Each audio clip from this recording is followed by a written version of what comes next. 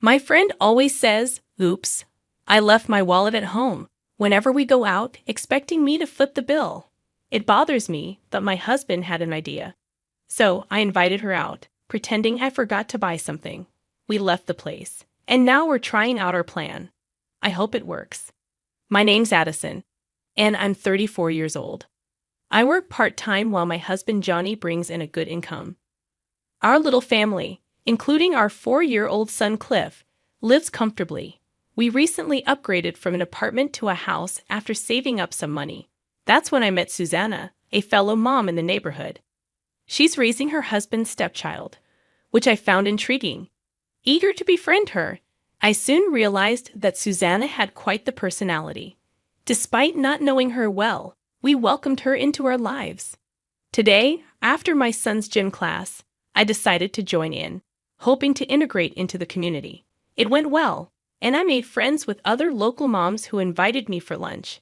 We grabbed sandwiches and coffee at a nearby cafe when suddenly Susanna appeared out of nowhere. Addison, what a coincidence! Are you here for a tea party? She exclaimed loudly, joining our table without hesitation. We exchanged uncertain glances, but couldn't turn her away, so we ended up having lunch with Susanna. As we were finishing up lunch, we started discussing splitting the bill. Then Susanna chimed in, since I just happened to be here, I don't need to pay, right? We exchanged glances, knowing exactly what was happening. Susanna's habit of dodging payment was rearing its head again. Plus, I didn't order anything, so it wouldn't make sense for me to pay, she argued. We sighed at her reasoning. She always found excuses to avoid paying her share. But Susanna, you did have something to eat, and you ordered coffee, Addison pointed out. Can you cover for me this time? I didn't plan on joining you guys today and didn't bring any money, Susanna replied. We thought she shouldn't have joined us if that was the case, but no one voiced it aloud. I hesitated, but Susanna insisted stubbornly, I'll pay you back later. Come on, Addison, we're neighbors. Let's be good neighbors. So what? What does that have to do with anything? I wanted to argue, but Susanna started getting upset, refusing to budge, not wanting to make a scene. I reluctantly agreed to her promise and ended up paying for both of us. I received sympathetic looks from those around us, feeling uncomfortable. It was just another example of Susanna's behavior since I moved here. The following day, I found myself at Susanna's doorstep, ready to collect the money she owed me from the previous day. I decided to visit her in person to prevent any excuses about not having her wallet. When I asked for the money, Susanna's expression turned sour. Seriously, you came all this way just for $10, Addison? That's surprisingly petty of you, she retorted, clearly reluctant to part with the cash. I had anticipated this reaction, knowing Susanna's track record of not repaying me on numerous occasions before. You've said that before, but you never followed through. You currently owe me over $100. Enough is enough, I stated firmly, feeling a hint of frustration.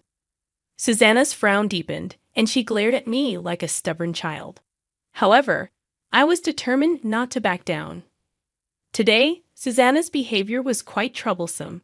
Whether it was hitching a ride to the station when I was heading to work or conveniently forgetting her wallet during shopping trips, her antics seemed endless. Confronting her about it only resulted in childish sulking, with her trying to shift the blame onto me by mentioning Johnny's income and implying I was overly frugal. It was beyond frustrating. If only she could act like a normal friend instead of this. On the day of our shopping trip, Susanna hopped into the car ahead of us, quipping, "Did you forget anything, like your wallet?" I responded curtly, "You should check too," before urging Johnny to start the car. With Cliff safely with my parents, we made our way to the wholesale store, where we found it jam-packed with shoppers. Despite the chaos, I kept our plan firmly in mind. However, we wouldn't have needed the plan if Susanna simply paid her own way. "Wow, look at all this food! They have such a variety," Susanna exclaimed, enthusiastically piling her cart with bags. "Try to keep your items separate," I suggested, but she waved it off, saying we could sort it out later. Despite my warning, my cart soon overflowed with items. I regretted grabbing a cart in the first place. only intending to pick up a few things. It seemed she had no intention of paying for herself, oblivious to our silent frustrations as she continued browsing without checking prices. As we approached the checkout, Susanna's familiar habits resurfaced. Something seems off. Johnny and I exchanged concerned glances. Susanna fumbled through her purse, looking expectantly at us as if waiting for a prompt. When we remained silent, she couldn't hold back any longer and loudly declared, "Oops, I left my wallet at home." Johnny and I exchanged a knowing look, deciding it was time to put our plan into motion. "Oh, I forgot to grab something," Johnny chimed in as we stood in line. I went along with Johnny's plan, nodding in agreement. Susanna, who had been rummaging through her purse, turned to us. "Could you go get it?" she asked. "But what if you can't find it?" I responded, "I know where it is." "Susanna, can you watch the cart while we go back?" I asked, pushing the cart towards her. Susanna instinctively took hold of it. "Huh?" she questioned. "We'll be quick. You sure you'll be okay? Remember, I don't have my wallet," I reminded her. Susanna reluctantly agreed to wait in line while we went to fetch the forgotten item. Johnny and I exchanged a subtle smile, making sure Susanna didn't notice. We then discreetly hid behind shelves and people, keeping a close watch on her. It seemed our plan was unfolding as expected. How long would she wait? With the cart full of items, she couldn't easily abandon them when it was her turn.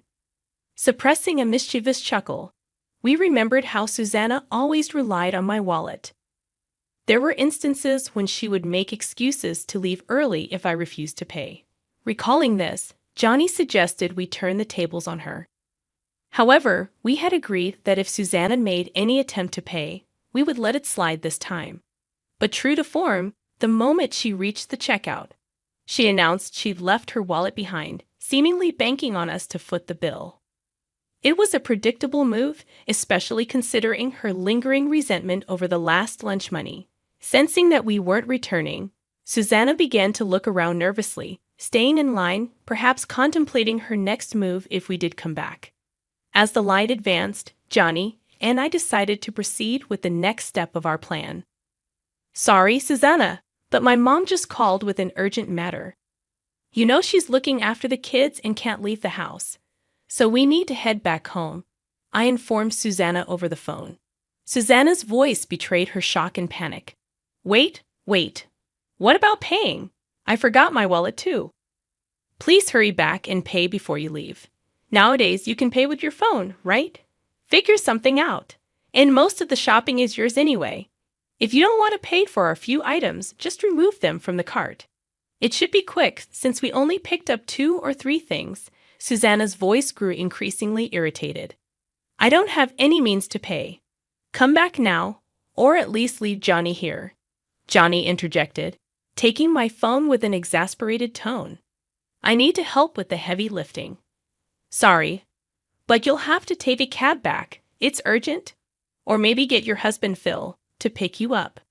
Susanna was left speechless. We knew she was wary of Phil, as we had heard from other local mom friends about her previous encounters where Phil had sharply scolded her. Despite this, she hadn't learned her lesson and continued her schemes behind Phil's back. That's the situation. If you're unsure how to use your phone to pay, ask the staff. They should be able to assist you. "As that register accepts mobile payments," I explained. Susanna clenched her teeth. "Did you set me up?" "Of course not. Isn't it normal to pay for your own things? Why would I set you up?" I responded calmly. Susanna fell silent, visibly frustrated.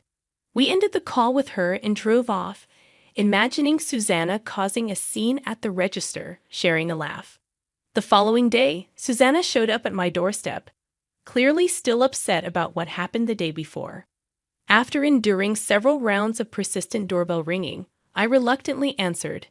There she stood, her face flushed with anger. "It was awful to leave me stranded like that. I demand compensation," she declared, her tone leaving me skeptical.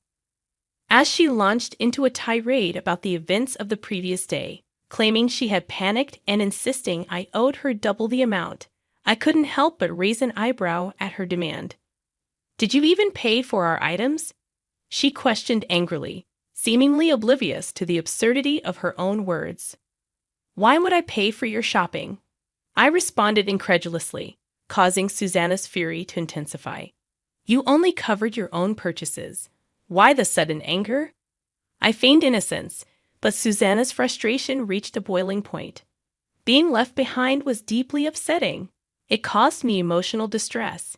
You should reimburse me for the shopping, the taxi fare, and the inconvenience.